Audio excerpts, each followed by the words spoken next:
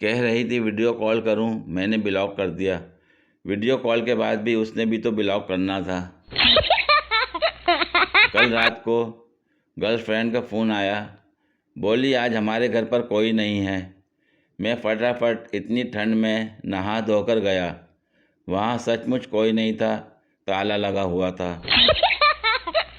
आज तक समझ नहीं आई लोग सिर्फ सर ही की कसम क्यों खाते हैं। नाक कान गोडे फेफड़े गुर्दे भी तो कीमती हैं। शायर कहता है कि दुनिया में मोहब्बत के सिवा क्या रखा है। लगता है शायर ने कभी ज़िंदगी में बर्गर शवारमा पिज़्ज़ा नहीं खाए। भाड़ में गई मोहब्बत।